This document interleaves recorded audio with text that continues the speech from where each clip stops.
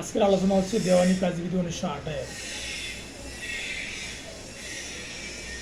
Appeal আদালতের আদেশের বিরুদ্ধে আপিল দায়ের করা যায় কি, যদি যায় কখন? মানে আপিল আদালতের আদেশের বিরুদ্ধে আপিল দায়ের করা যায় কি, যদি যায় কখন? তো সাধারণত আপিল আদালত কোনো আদেশের বিরুদ্ধে আপিল করা যায় না। দেওয়ানি কাজবিধি 1928 43 আদেশের 1 বিধি অনুযায়ী দুইটি ক্ষেত্রে আপিল আদালতের আদেশের বিরুদ্ধে আপিল করা যায়।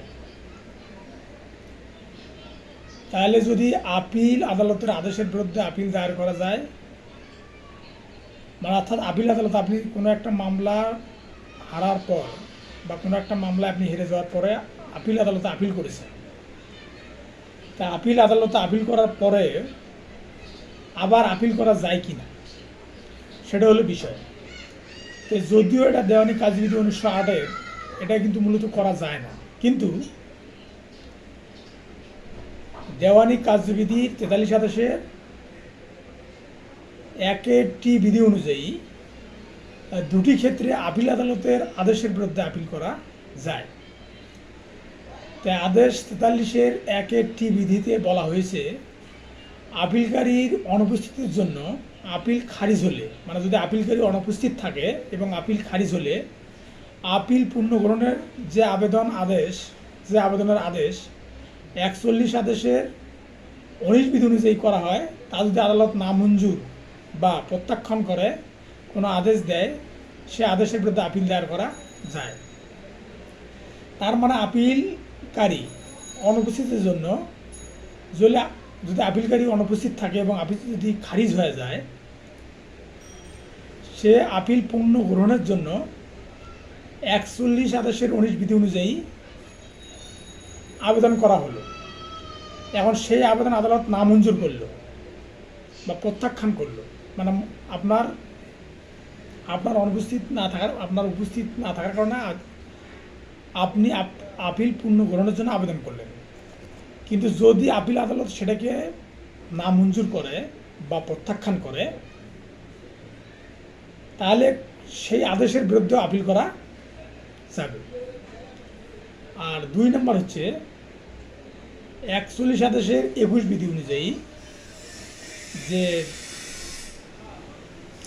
যার বিরুদ্ধে একতরফা আপিল করা হয়েছে, মানে যার বিরুদ্ধে একতরফা আপিল হয়েছে, অর্থাৎ প্রতিবাদীর বিরুদ্ধে একতরফা ডিগ্রি হলে আপিলটি পূর্ণ শুনানির জন্য প্রতিবাদী আবেদন করলে উক্ত আবেদন নামঞ্জুর বা প্রত্যাখ্যান করে কোনো আদেশ দিলে সেই আদেশের বিরুদ্ধে আপিল দায়ের করা যায়। তার মানে আপনি আপিল দায়ের করছেন আপিল আদালতে, এখন বিবাদী পক্ষ, অর্থাৎ আপিল করছেন আপনি আপিল আদালতে এবং বিবাদী পক্ষ সে আপিল শুনানির সময় বিবাদী পক্ষ অনুপস্থিত ছিল, সেক্ষেত্রে বিবাদী পক্ষ আবার আপিল পূর্ণ শুনানির জন্য আবেদন করতে পারবে এবং সেই আবেদন যদি প্রত্যাখ্যান করে, তাহলে বা নামঞ্জুর করে আপিল আদালত, তো সেই আদেশের বিরুদ্ধে আপিল করা যাবে। এটা হচ্ছে 41 আদেশের 21 বিধি অনুযায়ী একতরফা আপিলের বিরুদ্ধে, অর্থাৎ আপনি আপিল একতরফাভাবে পাইছেন, আপিলের রায় পাইছেন একতরফাভাবে, সেই ক্ষেত্রে আপনাকে 41 আদেশের 21 বিধি অনুযায়ী পূর্ণ আপিল, অর্থাৎ পুনরায় আপিলটা গ্রহণ করার জন্য বা পুনরায় আপিলটা করার জন্য আপনি আবেদন করলেন, সেই আবেদন যদি নামঞ্জুর করে আদালত এবং যদি প্রত্যাখ্যান করে, তাহলে আপনি সেই আদেশের বিরুদ্ধে, অর্থাৎ প্রত্যাখ্যানের একটা আদেশ দিবে অথবা নামঞ্জুরের একটা আদেশ দিবে, সেই আদেশের বিরুদ্ধে আপনি আপিল করতে পারবেন। এখন 1 নম্বরটা হচ্ছে যে 41 আদেশের 19 বিধি অনুযায়ী যদি আপিলকারী, অর্থাৎ যে আপিল দায়ের করেছে, সে যদি অনুপস্থিত থাকে, সে আপিলটা পূর্ণ শুনানির জন্য যদি আবেদন করে এবং আপিল আদালত সেটা যদি নামঞ্জুর করে বা প্রত্যাখ্যান করে, তাহলে 41 আদেশের 19 বিধি অনুযায়ী, মানে আপিলকারী সেই নামঞ্জুর আদেশের বিরুদ্ধে আবার আপিল দায়ের করতে পারবে। তাহলে আমরা দেখলাম যে 41 আদেশের 1 উপবিধি অনুযায়ী আপিল আদালতের আদেশের বিরুদ্ধে আপিল দায়ের করা যায় দুটো ক্ষেত্রে, সেটা হচ্ছে 41-এর 19 আদেশ সেটা হলো যে আপিলকারী আবেদন করবে, আপিল করবে।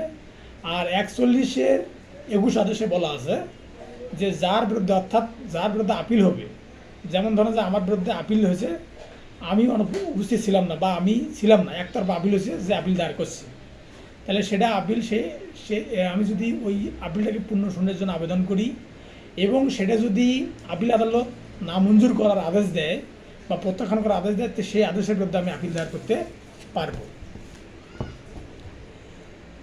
তো এখন বিষয় হচ্ছে যে প্রত্যেক মামলা বিচার করিবার ক্ষমতা সম্পূর্ণ সর্বনিম্ন আদালতে দায়ের করতে হবে। তাহলে এই প্রত্যেক মামলা বিচার করিবার ক্ষমতা সম্পূর্ণ সর্বনিম্ন আদালতে দায়ের করতে হবে। এটা আছে দেওয়ানি কার্যবিধি 1908-এর 15 ধারাতে।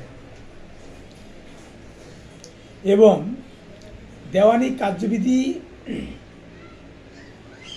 1908-এর 1 আদেশের 1 বিধিতে এই সম্পর্কে বলা আছে যে প্রতিটা দেওয়ানি মোকদ্দমা সর্বনিম্ন আদালতে দায়ের করতে হবে। এটা আছে দেওয়ানি কার্যবিধি 1908-এর 15 ধারাতে। আবার বলা আছে যে অতিরিক্ত মোকদ্দমা বাধা বলতে কি বোঝায়, মানে বার টু ফাদার স্যুট, মানে অতিরিক্ত মোকদ্দমা বাধা বলতে কি বোঝায়। আর 10 ধারা অনুযায়ী মোকদ্দমা স্থগিত করতে হলে কি কি শর্ত পালিত হবে তা আলোচনা করুন। তাহলে দেওয়ানি কার্যবিধি 10 ধারা তাৎপর্য আলোচনা করুন এবং কোন অবস্থায় একটি দেওয়ানি আদালত বিচারাধীন কোনো মোকদ্দমা স্থগিত রাখা যায়। রেস সাবজুডিস বলতে কি বোঝায়। তাহলে আমরা দেখলাম যে দেওয়ানি কার্যবিধি 1908-এর 10 ধারা অনুসারে, দেওয়ানি কার্যবিধি 1908-এর 12 ধারা অনুসারে কোনো বিধি অনুসারে একজন বাদীকে যখন কোনো বিশেষ কারণ সম্পর্ক অতিরিক্ত মোকদ্দমা দায়ের করতে নিবারণ করা হয়, তখন যে আদালতের প্রতি এই কোর্ট প্রযোজ্য হয় সেইরূপ কোনো আদালত সেই রকম কারণ নিয়ে মোকদ্দমা করতে পারবে না। তাহলে বিষয়টা হচ্ছে কি, যে অতিরিক্ত মোকদ্দমা বাধা বলতে আপনি কি বোঝেন। তাহলে অতিরিক্ত মোকদ্দমা বাধা এটা বলা আছে দেওয়ানি কার্যবিধি 1908-এর 12 ধারাতে, মানে বার টু ফাদার স্যুট। আর এটা বলা আছে যে 10 ধারা অনুযায়ী একটি মোকদ্দমা স্থগিত করতে হলে কী কী শর্ত পালিত হবে তা আলোচনা করবে। তাহলে আমরা দেখলাম যে 10 ধারাতে হলো স্টে অফ স্যুট, মানে মোকদ্দমা স্থগিত করার বিষয় বলা আছে। আর এই স্টে অফ স্যুটে এবং 11 ধারাতে আছে রেস জুডিকাটা। তো স্টে অফ স্যুট মানে মোকদ্দমা স্থগিত, এটা মূলত কয়েকটা বিষয়ের উপর নির্ভর করে। তার মধ্যে হচ্ছে যে স্টে অফ স্যুট বা মোকদ্দমা স্থগিত, যে মোকদ্দমাটার বিচার্য বিষয়ে গঠিত হয়েছে, এখন আদালতে বিচারাধীন আছে, এখন পরবর্তীতে একই বিষয় নিয়ে আবার মামলা করা হলে যদি বিচারাধীন আদালত যদি এটা জানতে পারে বা যদি বিচারাধীন আদালত যদি মুখ করে যে এই মামলাটার বিচার্য বিষয়ে অমুক আদালতে বিচারাধীন আছে, তাহলে পূর্বের মামলাটা সচল রেখে বর্তমান যে মামলাটা করা আছে, অর্থাৎ যেটা বিচার্য বিষয় এখন তৈরি হয় নাই, সেই মামলাটা কী করবে, স্থগিত করে দেবে। এটা হলো স্টে অফ স্যুট বা রেস সাবজুডিস, যেটাকে মোকদ্দমা স্থগিতকরণ বিষয়ে বলা আছে। আর 11 ধারাতে বলা আছে যখন মোকদ্দমাটি রেস জুডিকাটা দ্বারা বাড়িত। প্রথমে বলছিলাম যে রেস জুডিকাটার বিষয়টা আলোচনা করা আছে দেওয়ানি কার্যবিধি 1908-এর 11 ধারাতে। আর 95-এর 2 ধারায় বলা আছে যে অপর্যাপ্ত কারণে গ্রেপ্তার, কোনো অস্থায়ী নিষেধাজ্ঞা, ধরুন ক্ষতিপূরণ কোনো আদেশ দিবে। আর 140 ধারায় বলা আছে যে রেস্টিটিউশন বা পুনরুদ্ধারের আবেদন। আর 2 আদেশের 2 বিধিতে বলা আছে বাদী দেবে আংশিক বিষয় সম্পর্কে মোকদ্দমা করতে অস্বীকার করলে। তাহলে বাদী দাবির আংশিক বিষয় সম্পর্কে মোকদ্দমা করতে অস্বীকার করলে। আর 9 আদেশের 9 বিধিতে বলা আছে অনুপস্থিতির কারণে বাদীর বিরুদ্ধে ডিগ্রি হলে। আর 22 আদেশের 9 বিধিতে বলা আছে যেখানে কোনো মোকদ্দমা পূর্ণ বা খারিজ হয়, আর 23-1-1 উপবিধিতে বলা আছে যেখানে বাদী কর্তৃক কোনো মোকদ্দমা বা দাবির কোনো অংশ প্রত্যাখ্যাত করা হয়।